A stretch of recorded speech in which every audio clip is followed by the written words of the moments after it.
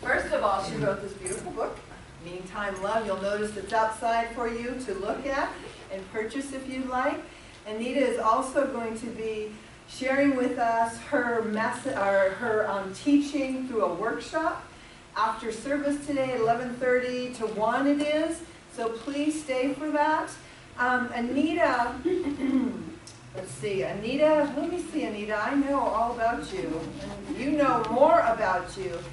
So she's the founder of a Deep Kind of Love workshops for women and men, because, you know, men are just as much a part of this, and we need to have this grounding connection of one another.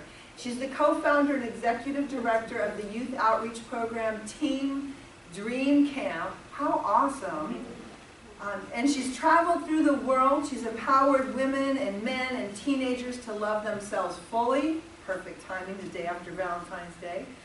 Through her workshops, coaching, and this book, she's equipping people with the tools to make the choices that serve their highest good and to help them break through any self-esteem issues, adversity, circumstances, and limiting beliefs. And again, knowing that the light is always there, but we do have these little moments, little bumps along the road. So Anita's a teacher, an educator, a lecturer, and a traveler of all things good and beautiful. And she's here now to give us her take on this wonderful concept of loving oneself. Yes, in order to love everyone.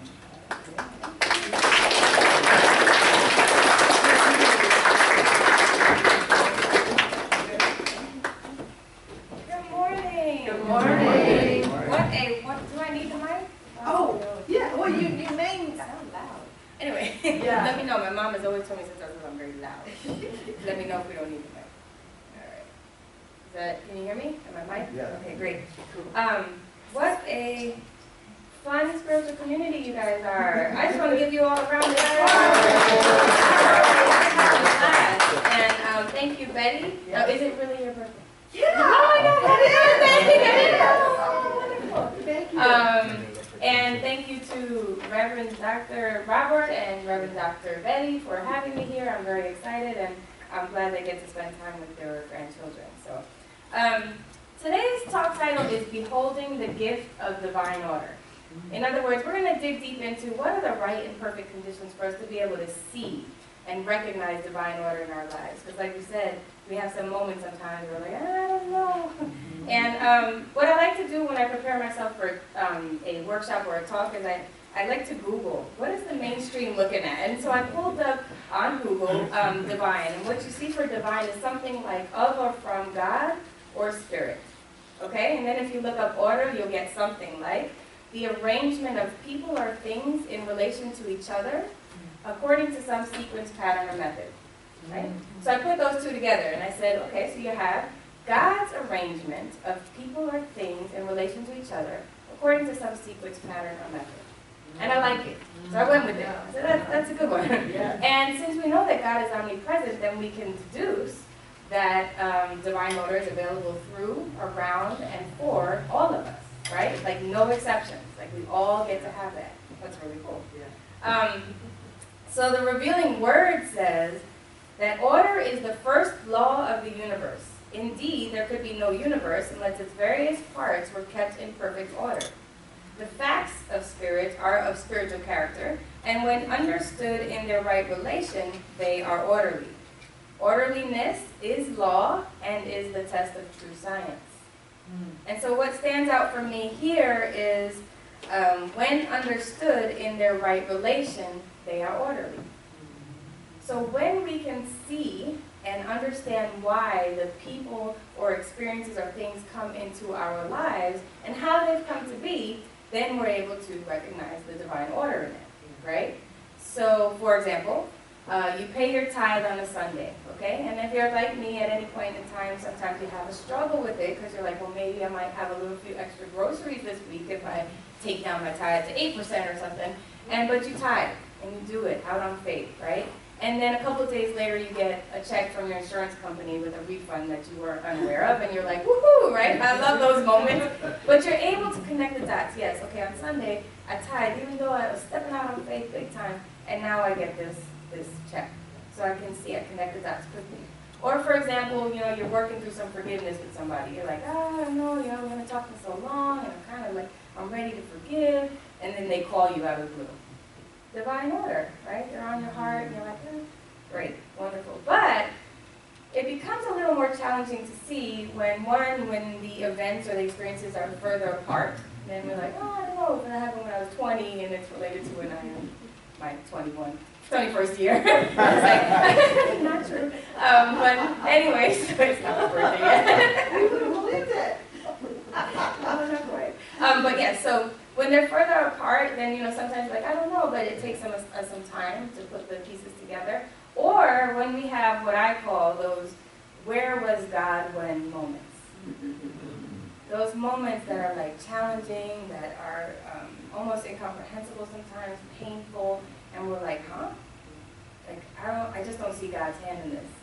I don't see the divinity.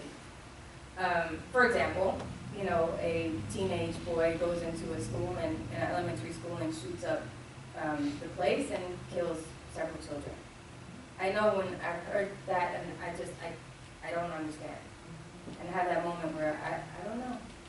Or when a plane filled with passengers just disappears, just gone. It's like, God, where are you? And those are the moments I'm talking about.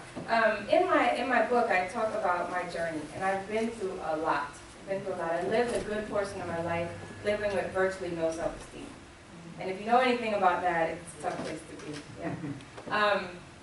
But even though as I was, working through this time in my life, things looked like I had it going on. I had a great career, I was doing great in school, and kind of cute, But one area in my life, the red flag that I don't love myself were my relationships, my intimate relationships. I picked the wrong ones. And I did it over and over. The person changed, but the circumstances and the way the relationship was or unfolded were the same. And I remember one night when I was home working on a project. I was working for a Fortune 500 company, and I was getting ready for this big VP presentation and big stuff, And I'm home working on it, and then I hear like a thrashing on my door, like a really violent knocking. And I immediately, knew it was my on and off again boyfriend, and we were in an off moment. And rather than be concerned about my safety, I was more concerned about what my neighbors would think. So I opened the door. He pushes me against the wall, he pulls out a gun, points it in my face, and says, "No one will ever love you the way that I do." He's right. Thank God. I had a light up moment. And I remember in that moment, thinking, I hope he's telling the truth. And where I was, with my desire to be loved. Anyway, so I got him to calm down. He pushed me around a little more, waved the gun in my face. I got him to calm down, and he left. And the next day, I rocked my presentation. Because apparently I'm really good at compartmentalizing. And I rocked it. VPs were extremely happy and excited about where it was going. And later that day, when my boyfriend called and said, "Are you ready to go celebrate?" I said yes. Yeah. And it wasn't until 2 weeks later that I was staring at the same barrel of the gun that I was done. I was absolutely done. I was like, in that moment, I did not care whether I lived or died. And I thought to myself, where's my God? Where's God in this? And what I didn't know then, that I know now, is that God was with me every step of the way. I was being intricately designed and prepared for living my purpose of empowering women to love themselves fully, and people to love themselves fully. And today I can say I love myself completely, fully. I totally accept myself. And I'm living the life of my dreams. Yeah, there's some things I'm working on. Of course, we're always working on stuff. But I'm living the life of my dreams. I have 3 beautiful children and an amazing husband. And I'm doing well. I'm doing what I love. This helps me thrive, right? I'm living my purpose. But so I obviously went on a healing journey to get to this place, right? And I learned some things along the way. I learned that the right and perfect conditions for recognizing divine order or beholding the gift of divine order are also what I know to be the conditions of self-love. Number 1, know yourself. Know yourself, who you are, what you believe, what you stand for. So that when those jarring moments that try to shake us and take us out of alignment from our authentic self, we can choose from that place of authenticity and not take that ride, right? So I call them defining moments. There are moments in your life where it could be traumatic, and it could be, jarring and challenging and painful, but it can also be having a baby, the defining moment, getting married, retiring, right, is a defining moment. And we get to take the time to reacquaint ourselves with ourselves every time that happens in our lives. And if you're anything like me, who would feel like we're always busy, it's really important to prioritize it. My husband knows 5 times a year I take what I call a mommy vacation. And I make sure that my husband can stay with the kids so that they can be with their father. And then I leave before the kids wake up, and I don't come back until way after they're asleep. But I take those days to just loaf around, do what I want, and reacquaint myself with myself. Do you still believe this? What happened here in this experience? And just get to know me. Very important. I remember a time when I was in the gym. I love to work out a lot. I am now a Zumba instructor, and at the time I was doing a Zumba, yeah, it's super fun. At the time I was just coming out of my Zumba class with my gym buddy. She's my closest friend in Sacramento. And while we're walking over to the weights, she just happens to say, oh, by the way, I have breast cancer. And I'm like, what? Right? So I'm a crier, yes. And so she looks at me and she's like, no, you don't get to cry. If I'm not crying, you don't get to cry. And I'm looking at her like, okay, right? And then we go over to the weights and we start like pretending like we're lifting because my mind is totally somewhere else. And then she starts joking about it. And I was like, okay, well, I'm not going to cry today, but I'm not ready to joke about it. And so how about I take my time to process, and I promise I'll come back and I will be who you want me to be. And she's like, deal. So when I took the time to process my emotions, a big part of getting to know yourself, having the distinction between your emotions and who you are. So I took the time to process, and when I realized, I said, I want to be with her. I want to be with her through this whole process. And so the first thing I did was I created a Zumba dedication. There's a day where I do double Zumba, and I have the women in the class wear pink, and I was like, everybody wear pink. We're going to do a dedication to, her name is Seal, and we're going to do a video, and we're going to dance while she's having her double mastectomy. So at that point, she was in the hospital, and we're dancing like never before. And leading up to it, I said, well, what if everybody doesn't wear pink? I want them all to have at least a little ribbon, a pink ribbon. So anybody who knows me, I'm from Brooklyn, New York. I'm just not a crafts person. I just don't do crafts. But I was like, I'm going to make 100 pink ribbons, right? And so I go to Michael's. Michael's is scary to me. And I'm like, this is really cute pink ribbon. And they're like, yes, okay. And I'm like, what do I need to make this get onto this? The little lapel pins, right? I want to put it on there. They're like, you need a hot glue. Like, oh, what? And they explain to me, I'm asking them all these questions, and I'm leaving, they're like, you can do it. I'm like, yes, I can. And so I made 100 pink ribbons. I managed to keep all 3 of my kids away from them all night until the next morning, put them on the highest point in the house. And then the next day, we all had ribbons, and not one of them fell off. And we danced so hard, and we prayed, and we sent videos, and she said that was the highlight of my day. So I went on with her. I went to chemo. I watched her sleep during chemo. I made. She gave me this cookbook for cancer. Eating healthy for cancer. I made all these recipes, brought her that stuff to put in the freezer and everything. Just wonderful. And the divine order is that what that created for me in my relationship, and who I got to be. Wow. Maybe there's an inner crafts person within me. I don't know. But reacquainting myself. Well, this is a new dynamic of myself. It's really important to know yourself and you can watch the blessings come in. Next piece, number 2, is love yourself. Choose to love yourself no matter what people think of you, no matter what has happened in your past, no matter what circumstances you have, no matter what's in your bank account right now, no matter what level of education you had, no matter whether you had children or you didn't, or you were married or you're not married. Whatever your circumstances are, love yourself. And it's okay to be working on things. It's great, but the catalyst to achieving them is loving yourself. So don't wait on those things to happen before you say, I love me. And I love the theme of today. It's just been so affirming of us. Yes, we get to love ourselves. It's okay. And then the third piece, the condition of self-love, express yourself. Have the courage and confidence to express yourself, no matter how scary and no matter how uncomfortable it may be.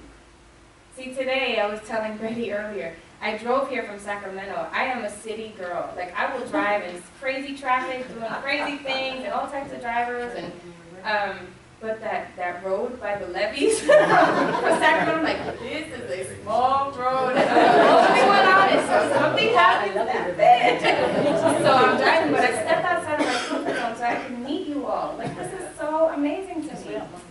I always say it's outside of your comfort zone where the magic happens, and I do believe that. But all three go hand in hand. Because you can't know yourself and love yourself, but not be out there expressing yourself, or morphing yourself into something somebody else or some other career wants you to be, right? All three of them go hand in hand to be an expression of self-love. About a year ago this weekend, my sister was trying to call me. She was trying to reach me in an emergency. She couldn't reach me, and she called my husband. And she got him, and he calls me, and he's like, "Are you sitting down?" I'm like, yeah. And he's like, "Are you home alone?" "Yeah, don't do this anymore, just tell me what's going on." And he says, "Your father's been attacked." My father got mugged in a big snowstorm in New York, and he got kicked in the face. And they put him under a car so that nobody would see him, and they took his wallet. And I was so irate and so sad in the same moment. I really never experienced that. I didn't know those two emotions could be so strong in one moment. I thought one would prevail. But I remember just crying, and he's trying to talk to me, like, he's like, "I can't understand you." I'm like, "It's okay, I gotta go." And my son was down the hall, and he's like sleeping peacefully, and I remember clenching my blankets. I was so angry, and I was crying and wailing for 2 hours.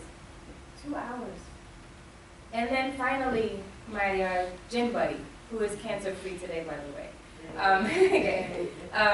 she calls me, and she's like, "Well, what do you want to do?" She's like, she realizes I'm crying. She's like, "What do you want to do?" And I'm like, she's like, "We don't have to go to the gym. Well, do you want me to pick up your daughters?" I'm like, no, I need to go to the gym.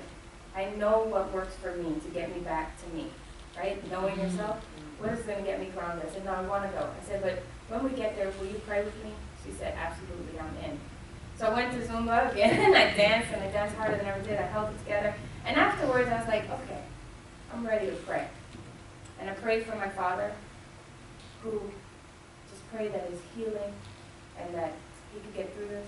I prayed for my mother, who, I don't know, in my relationship, if I had to deal with that and see my partner that way. And I prayed for the men who did this, 2 men that did this. Because I don't know what their circumstances are and what they've been through in their lives, but for them to put their hands that way on my father, my 70-year-old father, like, can't imagine what you've been through. So I prayed for them. And then things got really clear for me. I started to see the divine order. So later that night, I could not call my father, because if I call my father when I'm crying, it breaks his heart. I'm like, well, he had a swollen face, everything just huge. And I said, I can't call him because it's gonna break his heart. So my sister called him, but she's like, she can hold it together, and she wanted to know. So she calls me, and she says, he's doing good. They did the preliminary test, and he's fine. They're gonna wait for a CAT scan to see if there's any internal damage. And I'm like, okay, thank God. She says, but at the end of the call, he says to me, "So how about our TV show last night?" And I said, well, we don't need a CAT scan to know everything's normal in there. He's back to him. But what he needed to let my sister know, who he knew would tell me, is they didn't take me down. They didn't get me. I'm still me. I'm still your father, and I'm still here for you. Right? Thank God. So divine order. Then I call my friend, my BFF. She's in Florida, and I live in Sacramento. And she's like, "I feel so helpless. How can I help you? I wish I could give you a hug." And I'm like, no, it's okay. I know you're there for me in spirit, and we're talking now. She says, "I have been saving up some money." She says, "You want to go see your father?" The tickets were outrageous, and there's like these snowstorms. I'm like, yes, I want to see my father. And my son's still under 2, so I can bring his grandbaby to him. Yes. She's like, "You just buy the ticket, pay me back whenever you can. I don't need the money right now." So divine order. Then I call my cousins who live in, we live in Brooklyn, and they live in the city. And so getting from borough to borough was kind of tough in the snowstorm. They're like, "No, but we're on it. We'll go visit. We'll make sure he's okay, in good spirits." But in the meantime, the whole neighborhood came to see my father and just showered him with love. Showered him with love. I get that my father got to know how much he's loved. Right? And I forgot, this happened in the snowstorm. there happened to be a woman just walking to find my father in the snowstorm under his car and takes him over to the house, which is only 5 houses away from where he lives. And so all this, I'm seeing the divine order, just the beauty. And then later that week, I noticed my father's attitude was just amazing. And then I find out that his face is completely healed. He had a broken nose, but all the swelling in under a week was down. And I said, I wrote an email to my uncle because he's the one telling me. And I said, I've just never heard of such a thing. His attitude has just been amazing. And my uncle wrote me a letter, it makes me tear up. He says, I never knew. I always knew my father and my brother was an amazing man. But this just showed me to a whole new level. And I shared it with my dad, and my dad goes into tears, just knowing the bond. Their bond as a brother's group. Divine order. And then to close it out, I got to bring his grandbaby to him to see him, and we spent 5 days together that we would have never, it would have probably taken another year, and my baby would have been 2 at that point. So, if you don't get anything else from this talk today, I call this the power stance. Power stance. Put your legs out, arms out. When you can know who you are, and you choose to love yourself, and you have the courage and confidence to express yourself, then you can see how God has arranged the people, the things and events in your life just for you. Thank you.